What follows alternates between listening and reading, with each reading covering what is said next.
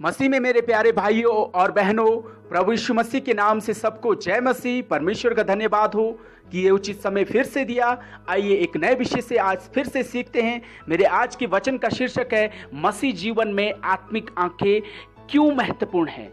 मेरे प्रभु के लोगों, हम जब मसीह जीवन में हैं, हम आत्मा के चलाए चलते हैं तो हमारी आत्मिक आंखें और आत्मिक कान, हमारे आत्मिक जो चीजें हैं वो सब कुछ खुली रहनी चाहिए। इसलिए मेरे आज के वचन का शीर्षक है हमारी आत्मिक आंखें क्यों महत्वपूर्ण है मसीह जीवन में।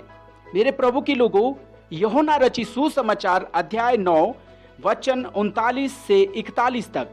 तब यीशु ने कहा, मैं इस जगत में न्याय के लिए आया हूं ताकि जो नहीं देखते हुए देखे और जो देखते हैं वे अंधे हो जाए। जो फरीसी उसके साथ थे उन्होंने ये बातें सुनकर उससे कहा, क्या हम भी अंधे हैं? यीशु ने उनसे कहा, यदि तुम अंधे होते तो पापी न ठहरते, परंतु अब कहते हो कि हम देखते हैं, इसलिए तुम्हारा पाप बना रहता है।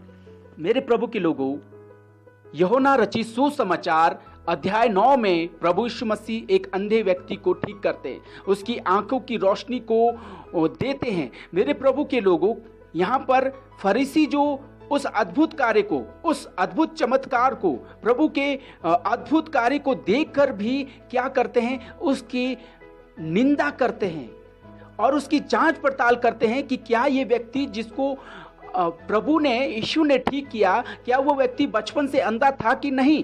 मेरे प्रभु के लोगों, देखकर भी अपने आप को क्या करना, अंधा बनाना। मेरे प्रभु के लोगों, आज हमें आत्मिक आंखों को खोलना जरूरी है। वो प्रभु के अद्भुत कार्य को, उस छुटकारे को क्यों नहीं देख पाए? क्योंकि उनकी आत्मिक आंखें बंद थी। मेरे प्रभु के लोगों, वो आत्मिक अंधे थे। मेरे प्रभु के लोगों, मसीह जीवन में जब हम मसीह परमेश्वर के कार्य को, मसीह के कार्य को, यीशु मसीह के कार्य को, अद्भुत कार्य को, छुटकारे को अपने जीवन में, आसपास में, संसार में देखते हैं, यदि हम उसके कार्य को देख पा रहे हैं और उसकी महिमा को कर रहे हैं, तो मेरे प्रभु के लोगों, आज हमारी आत्मिक आंखें खुली है। लेकिन यदि हमारी आत्मिक आंखें बंद हैं, हम अंधे हैं, प्रभु की महिमा को, प्रभु की छुटकारे को, उसके कार्य को यदि हम नहीं देख पा रहे, तो आज हम उन फरीसियों की तरह अंधे हैं। इसलिए प्रभु यीशु मसीह हमसे कहता है कि यदि तुम अंधे होते तो पापी न ठहरते, परंतु अब कहते हो कि हम देखते हैं, इसलिए तुम्हारा पाप बना रहता है।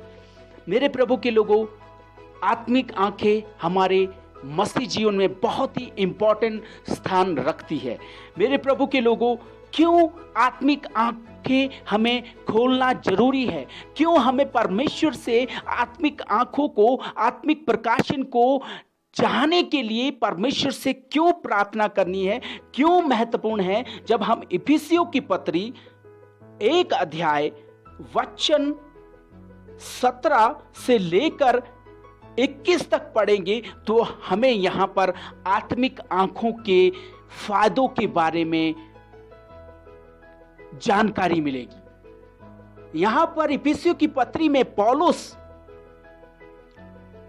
इफिसुस की कलीसिया को जब पत्र लिखता है तो कहता है, इफिसियों की पत्री 1 अध्याय वचन 17 कि हमारे प्रभु यीशु मसीह का परमेश्वर जो महिमा का पिता है, तुम्हें अपनी पहचान में ज्ञान और प्रकाश की आत्मा दे। मेरे प्रभु के लोगों, आत्मिक आंखों के लिए आत्मा ही हमें प्रकाशन दे सकती है। जब तक हम प्रकाशन के लिए परमेश्वर से प्रार्थना नहीं करेंगे और वचन नहीं पढ़ेंगे, हमारी आत्मिक आंखें नहीं खुलेगी। हमारी आत्मिक आंखें खुलनी चाहिए, क्योंकि यह आत्मिक जीवन में बहुत महत्वपूर्ण है। मेरे प्रभु के लोगों, खासकर जब हम इफिसियों की पत्री 1 अध्याय 18 वचन पढ़ते हैं, अब हम जानेंगे क्यों हमारे जीवन में आत्मिक आंखें महत्वपूर्ण स्थान रखती है, क्यों हमारी आत्मिक आंखों को हमें खोलना अवश्य है, क्यों हमें आत्मिक आंखों के लिए परमेश्वर से प्रार्थना करना अवश्य है, क्यों हमें प्रकाशन के लिए परमेश्वर से प्रार्थना करना है, क्यों आत्मिक आंखें हमारे लिए जरूरी है। तो हम पढ़ेंगे इफिसियों की पत्री 1 अध्याय वचन 18, पहला पॉइंट, और तुम्हारे मन की आंखें ज्योतिर्मय हो कि तुम जान लो कि उसकी बुलाहट की आशा क्या है। पहला पॉइंट, आत्मिक आंखें जब हमारी खुली रहेगी, मन की आंखें जब हमारी खुली रहेगी, हम परमेश्वर की बुलाहट हमारे जीवन में क्या है, उसकी क्या आशा है, हम जान सकेंगे। यदि हम आत्मिक आंखों को खोलने के लिए परमेश्वर से प्रार्थना नहीं करेंगे, यदि हमारी आत्मिक आंखें बंद होगी, तो हमारी बुलाहट मसीह में क्या है हम नहीं जान पाएंगे। दूसरा, और पवित्र लोगों में उसकी मिरास की महिमा का धन कैसा है। हम जब तक हमारी आत्मिक आंखें नहीं खुलेगी, हम परमेश्वर की महिमा को नहीं देख पाएंगे। दूसरा पॉइंट। अब तीसरा पॉइंट, और उसकी सामर्थ हम में जो विश्वास करते हैं कितनी महान है, उसकी शक्ति के प्रभाव उस कार्य के अनुसार। तीसरा पॉइंट, उसकी सामर्थ, किसकी? प्रभु यीशु मसीह की सामर्थ जिस पर हम विश्वास करते हैं कितनी महान है। जब तक हमारी आत्मिक आंखें नहीं खुलेगी, हम जान नहीं पाएंगे। और अगला चौथा पॉइंट, जो उसने मसीह में किया है कि उसको मरे हुए में से जिलाकर स्वर्गीय स्थान में अपनी दाहिनी ओर। मेरे प्रभु के लोगों, परमेश्वर की सामर्थ, परमेश्वर की शक्ति और परमेश्वर की महिमा हम तभी देख पाते हैं जब हमारी आत्मिक आंखें खुली हो। 20 वचन में लिखा है, जो उसने मसीह में किया कि उसको मरे हुओं में से जिलाया। मेरे प्रभु के लोगों, हम तब तक परमेश्वर की उस सामर्थ को नहीं देख पाएंगे जिसने प्रभु यीशु मसीह को मरे हुए में से जिलाया। हम जब तक हमारी मन की आंखें और आत्मिक आंखें नहीं खुली होगी, हम उसकी सामर्थ को, जिसने प्रभु यीशु मसीह को मुर्दों में से जिलाया, नहीं देख पाएंगे। और पांचवा, सब प्रकार की प्रधानता और अधिकार और सामर्थ और प्रभुता के और हर एक नाम के ऊपर जो न केवल इस लोक में पर आने वाले लोक में लिया जाएगा, बैठाया है। मेरे प्रभु के लोगों, परमेश्वर के सामर्थ को देखिए, और उसके लिए हमें आत्मिक आंखों को खोलना बहुत जरूरी है। यहां पर लिखा है, सब प्रकार की प्रधानताएं और अधिकार और सामर्थ और प्रभुता के ऊपर उसको स्थान दिया गया है। इस लोक में नहीं, हर लोक में उसको और आने वाले लोक में उसका नाम लिया जाएगा। हम उस परमेश्वर के सामर्थ को तभी देख सकते हैं जब हमारी आत्मिक आंखें खुली होगी। मेरे प्रभु के लोगों, इफिसियों 1 का 18 से लेकर 21 तक हम जब वचन में पढ़ते हैं तो हम पाते हैं कि हमारे मन की ज्योतिर्मय आंखें खुली होनी चाहिए। हमारे मन की आंखों के लिए रोशनी और आत्मिक आंखों के लिए प्रकाशन हमें कहां से मिलेगा? परमेश्वर से मिलेगा। उसके लिए हमें प्रार्थना करना है, क्योंकि वो बहुत ही महत्वपूर्ण है। तभी हम प्रभु में जो हमारी बुलाहट है उसको जान सकते हैं, परमेश्वर की सामर्थ को जान सकते हैं, परमेश्वर की महिमा को समझ सकते हैं, और उस सामर्थ को हम समझ सकते हैं और विश्वास करते हैं जिस सामर्थ के द्वारा परमेश्वर ने प्रभु यीशु मसीह को मुर्दों में से जिलाया और सारे प्रधान और अधिकार और सामर्थों में सबसे ऊपर रखा। और मेरे प्रभु के लोगों, हम प्रकाशित वाक्य 3 का 17 से 18 में जब प्रभु यीशु मसीह के प्रकाशन को देखते हैं, वहां पर लौदकिया की कलीसिया को प्रभु यीशु मसीह ने कहा कि तुम कहते हो कि हम धनी हैं, लेकिन तुम अपने आप को नहीं देख पा रहे क्योंकि तुम्हारी आत्मिक आंखें बंद है। वो कहते हैं हम धनी हैं, हम संपन्न हैं, लेकिन वो अभागे और नंगे थे। प्रभु यीशु मसीह का वचन वहां पर कहता है, क्योंकि उनकी आंखें अंधी थी, वो अपनी वास्तविक स्थिति को नहीं देख पा रहे क्योंकि उनकी आत्मिक आंखें बंद थी। हमें अपनी वास्तविक स्थिति को देखने के लिए कि प्रभु परमेश्वर हमारे जीवन में क्या कर रहा है, उसको जानने के लिए, प्रभु के प्रेम को, प्रभु के अनुग्रह को, प्रभु के दया को जानने के लिए, उस पर विश्वास रखने के लिए हमें आत्मिक आंखों को खोलना बहुत ही जरूरी है। इफिसियों 1:18 से 21 में बहुत ही इंपॉर्टेंट बातें की गई है कि हमारे ज्योतिर्मय आंखें, हमारी मन की आंखें क्यों खुली होनी चाहिए, ताकि हम परमेश्वर की बुलाहट को, उसकी सामर्थ को, उसकी महिमा को, उसके प्रेम को, उसकी सामर्थ को हम देख सके। मेरे प्रभु के लोगों, हम एक दो उदाहरण के द्वारा हम देखेंगे कि क्यों महत्वपूर्ण है। जब हम निर्गमन 14 अध्याय 10 वचन पढ़ते हैं, वहां पर इजरायली लोग जब मिस्र से छूटे तो लाल समुद्र के पास पहुंचे। वहां पर उन्होंने जब पीछे मुड़कर देखा तो फिरौन और मिस्री सैनिक उन्हें मारने के लिए आ रहे थे।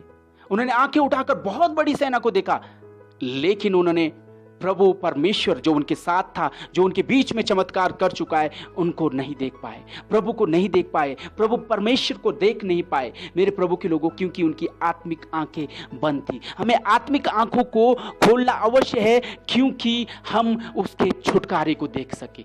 यहां पर छुटकारा दिया परमेश्वर ने उन्हें, उन मिस्री सैनिकों से और राजा फिरौन से। हमें आत्मिक आंखों को खोलना है ताकि परमेश्वर के छुटकारों को देख सके। दूसरा उदाहरण बिलाम और बालाक के विषय में जब हम पढ़ते हैं, गिनती 22 अध्याय में, जब बालाक ने बिलाम को, इजरायली प्रजा को श्राप देने के लिए बुलाया, तो परमेश्वर से जब बिलाम ने पूछा कि मैं उन्हें श्राप देने के लिए जाऊं, परमेश्वर ने कहा नहीं जाना। लेकिन फिर इसके बावजूद भी वो धन के लालच के कारण इजरायली लोगों को श्राप देने गया। लेकिन रास्ते में एक स्वर्गदूत गधी के मार्ग में आ जाता है। गधी उसको देखकर रुक जाती है और दीवार के साथ रुक जाती है और वहीं पे बैठ जाती है।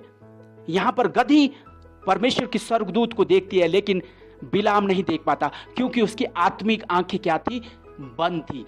अगर उसकी आत्मिक आंखें खुली होती तो परमेश्वर का स्वर्गदूत जो उसको रोकने जा रहा था, परमेश्वर की इच्छा को वो देख पाता। मेरे प्रभु के लोगों, आत्मिक आंखें हमारी खुली होनी चाहिए ताकि हम परमेश्वर के छुटकारे, परमेश्वर की सुरक्षा को, परमेश्वर के अनुग्रह को देख सकते हैं, जो हमने निर्गमन की पुस्तक में पढ़ा। उसके बाद हमने देखा कि यहां पर बिलाम परमेश्वर की इच्छा के विरुद्ध जा रहा था। परमेश्वर उसकी मार्ग में स्वर्गदूत को भेजता है ताकि परमेश्वर की इच्छा को जान सके। इसलिए हमें आत्मिक आंखों को खोलना बहुत जरूरी है। एक और उदाहरण देखते हैं मेरे प्रभु के लोगों, दूसरा राजा 6 अध्याय 17 वचन। हम जो 6 अध्याय पढ़ते हैं वहां पर क्या देखते हैं हम कि जब इजरायली सैनिकों के पास एलीशा ये कहला भेजता है कि राजा को बताओ कि अरामी सैनिक तुम पर हमला कर रहे हैं। और जब अरामी राजा को यह पता चलता है कि हमारा भेद कौन इजरायली राजा के पास प्रकट कर रहा है, तो अरामी राजा के सेवक कहते हैं कि परमेश्वर का एक भक्त है एलीशा। तो अरामी राजा कहता है जाओ उसको पकड़ के लाओ। और जब उसके डेरे के पास वो पहुंचते हैं, तो राजा के सैनिक जब उसके पास, डेरे के पास पहुंचते हैं, एलीशा का सेवक जब सुबह उठता है तो चारों तरफ अरामी सेना को देखकर घबरा जाता है। मेरे प्रभु के लोगों, जब वो एलीशा से कहता है कि हमें चारों तरफ से अरामी सैनिकों ने घेर लिया है, तो एलीशा परमेश्वर से प्रार्थना करता है, हे परमेश्वर मेरे दास की आंखों को खोल दे। वो शारीरिक आंखों से तो अरामी सैनिकों को देख रहा था, लेकिन आत्मिक सच्चाई को नहीं देख पा रहा था कि इनसे बड़ा परमेश्वर जो हमारे चारों तरफ स्वर्गदूतों को लगाकर हमारी रक्षा करता है, उस बात को वो नहीं देख पा रहा था। जब एलीशा ने कहा कि हे परमेश्वर इसकी आंखें खोल दे, उसके बाद जब उसने देखा चारों तरफ अग्नि में रथ और घोड़े और सैनिक चारों तरफ खड़े थे। वो स्वर्गदूत के सैनिक थे। मेरे प्रभु के लोगों, एक सुरक्षा को हम तभी देख पाते हैं जब हमारी आत्मिक आंखें खुली हो। मेरे प्रभु के लोगों, हमने आत्मिक आंखों के विषय में पढ़ा कि हम परमेश्वर की बुलाहट, परमेश्वर की सामर्थ, परमेश्वर की महिमा और परमेश्वर के अद्भुत कार्य को, छुटकारे को तभी देख सकते हैं जब हमारी आत्मिक आंखें खुले। 2-3 उदाहरण से हमने पढ़ा कि परमेश्वर की इच्छा को हम तभी जान सकते हैं जब हमारी आत्मिक आंखें और मन की आंखें खुली हो। परमेश्वर के छुटकारे को, परमेश्वर के अद्भुत कार्य को हम तभी देख सकते हैं जब हमारी आत्मिक आंखें खुली हो। और परमेश्वर की सुरक्षा जो हमारे चारों तरफ लगी हुई है तभी देख सकते हैं जब हमारी आत्मिक आंखें खुली हो। और परमेश्वर की इच्छा को कि हमें क्या करना है, क्या नहीं करना है, क्या सही है, क्या गलत गलत है, हमारी वास्तविक स्थिति क्या है, हमें उससे कैसे उबरना है। हम